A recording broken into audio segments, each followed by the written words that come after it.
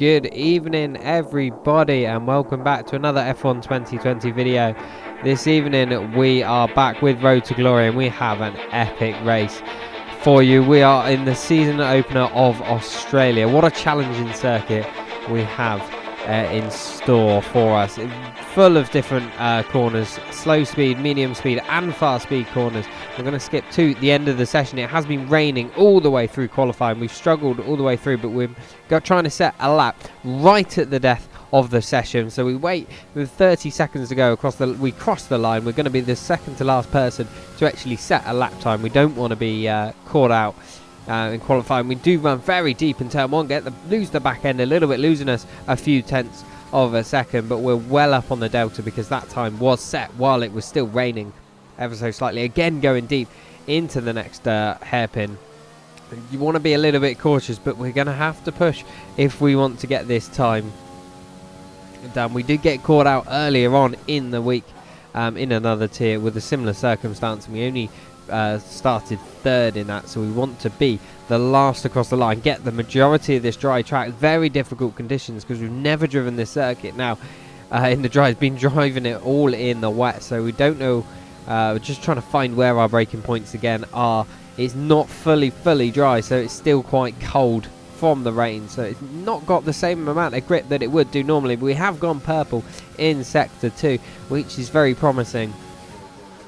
As we round into the last sector here, this is where we're going to gain the most amount of time from wet to dry conditions. We're not using all the track, we just want to keep it within the limits. Few lockups, don't want to push it too hard, but we need to push as much as we can. Just trying to find that grip. It's a very fine balance because it would be so easy to get it wrong. But up across the line, we're going to do a 121.9, and that is pole position by 2 tenths of a second, 2.5 tenths even of a second. So very happy with that. But we'll go straight into the race now. We know Amaguna is insanely fast around here, and he does have the legs on us generally. So see if we can get a good start off the line and get into the first corner cleanly. But here we go, ready to go. 5 lights, and away we go for the Australian Grand Prix. And it's a bit too much wheel spin off the line. It's not the end of the world. It's still reasonable start, but Amaguna has got the run on us, and he goes from the inside, has contact with us. As you can see, we'll go in a slow motion replay. He just comes in a little bit too hot and gives us a hefty whack on the side. We do get away with it, and then we lose the back end just coming out of the corner a little bit. Have to overcorrect. Very lucky not to wipe Tom out in the McLaren, but I do believe we end up getting in his way and he has to back off, lose some positions, but we're away in second place. Not an ideal start, not what we wanted whatsoever, but it could have been far worse as we go away. And what I did not realise at this moment in time is that contact in the first corner did give me wing damage, but it was so small, it didn't pop up on the MFD, it didn't come up as a notification or anything like that. Jeff didn't say anything, so I didn't actually notice, but you will see as the VSC is deployed, ARG has retired from the session. You will see over the course of the next lap or so that we are really struggling with understeer, and it didn't click for a little while why. I was just suffering really bad understeer. Thought my setup wasn't very good. It was struggling on a heavy fuel load, but away we go. Once again, we got a nice gap to the guys behind. Just trying to stick with the back of Amaguna. Hope he makes a mistake or gets a time penalty for corner cutting it or track limit extending, anything like that. But you see the understeer. We're getting through that final corner. We're just washing wide. And we're already a second away from Amaguna after only 1 lap and had the VSC for half of it as well. So you can see how much we're struggling for pace.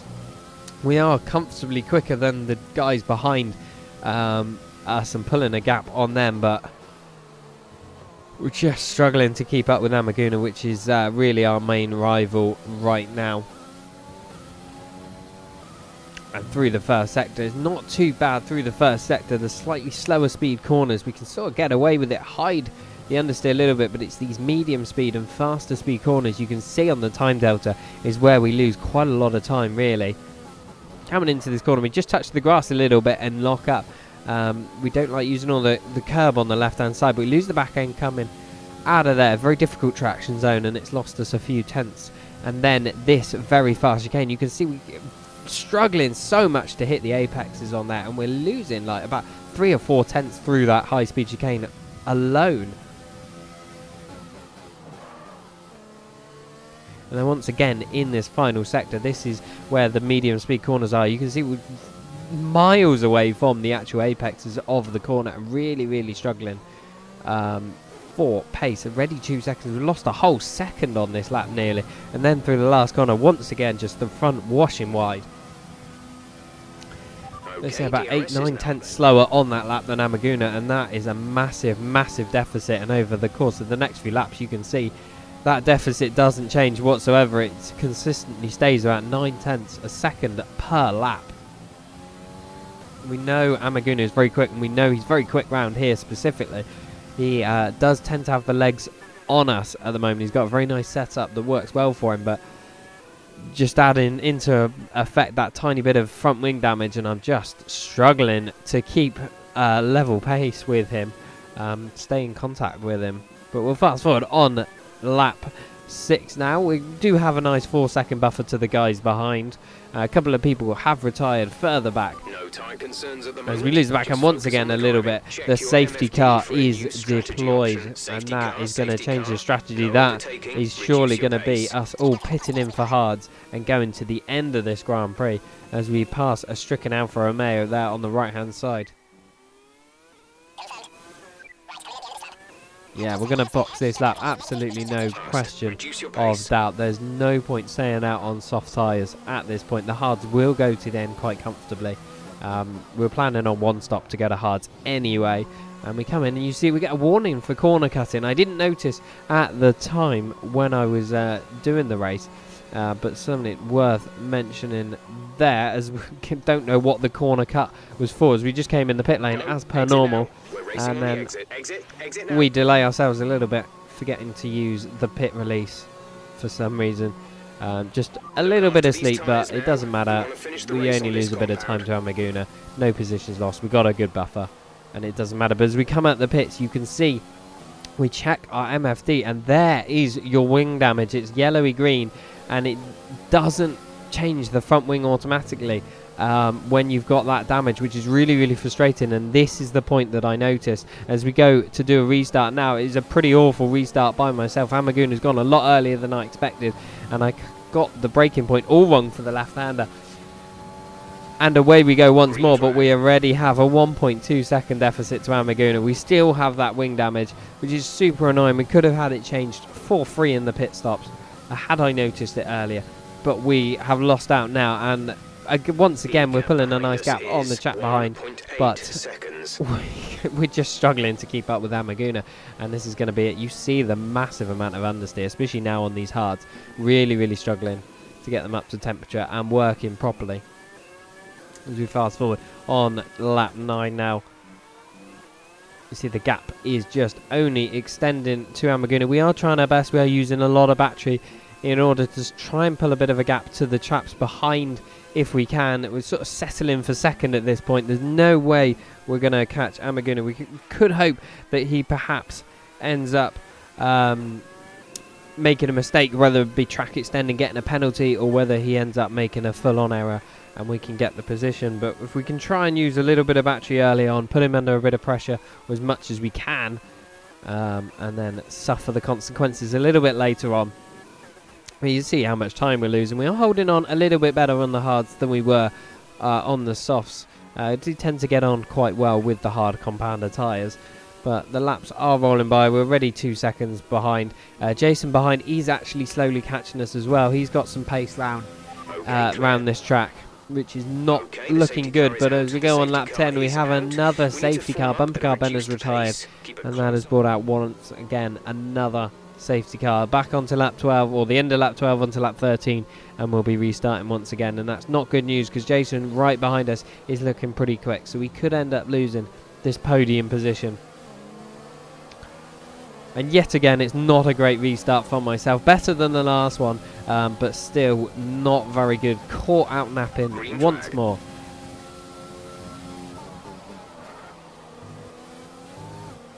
So we lose the back end in turn 1. We're just getting too much understeer, then trying to get on the power early, and it's not a good combination. Jason's having a little look behind us, but he's not going to be close enough. He outbrakes himself a little bit, misjudges his braking zone with myself. I brake quite early with that front wing damage, and he ends up losing a position to Paul Jones Jr. behind, who is absolutely rapid and is on the medium compounder tyres as well.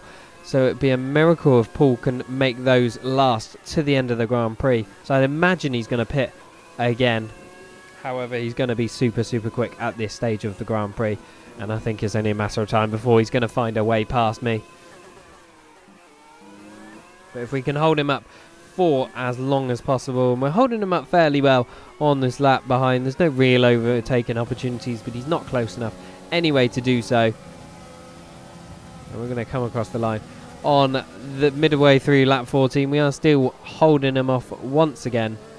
He is getting pretty close in our mirrors, but no overtaking opportunities. But the safety car is out once again for the 3rd time in this Grand Prix.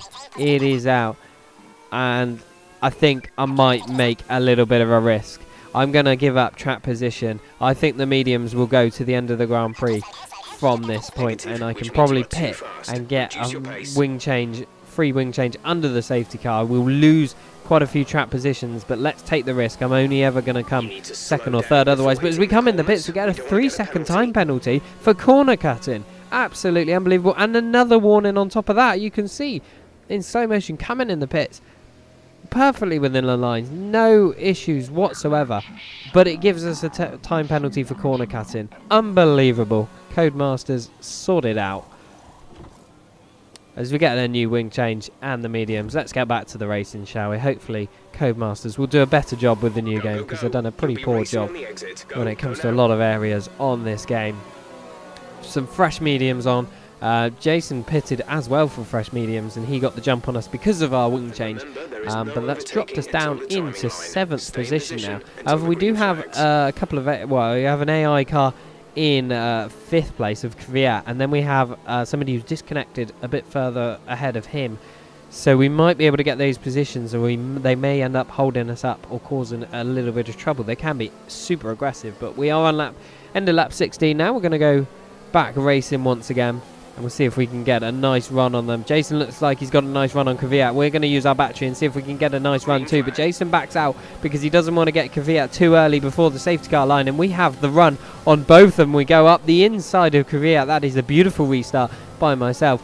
Very aggressive. And we got the other run on the Haas as well that's been disconnected. And we are back up into 4th place. That is 3 positions on the restart. Very aggressive driving by myself, but it is paid dividends, and we're back up into 4th. Only that time penalty to worry about, but we're now on fresh mediums and on the charge of the guys up ahead.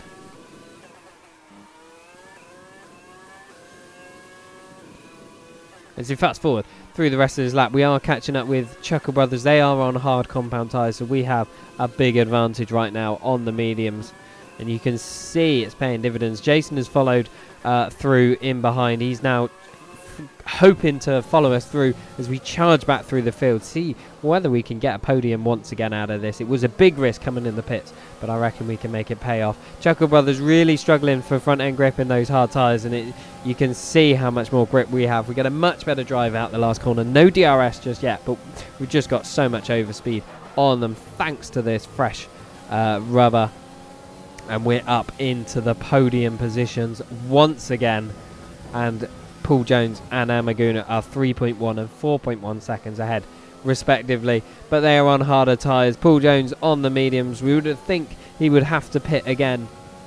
Amaguna on the hards. He won't have to pit again, but he has a time penalty as well. We'll skip to the end of lap 18 now. We go personal best on every sector, but we lose the back end massively coming through the final corner there. Amaguna goes fastest lap, but we beat it by barely half a tenth, and even with that back end loss. So we're going to chase after that fastest lap once again. We're going to go for it on this lap, use a bit of battery, and chase those two down ahead of us. We are determined. This was a risky strategy, but we're determined we're going to make it work for us. We got the pace, we've got the tyres now, but we haven't got the track position, so we need to chase them down. Going through sector 1, it is down by half a tenth on our personal best and our previous best lap.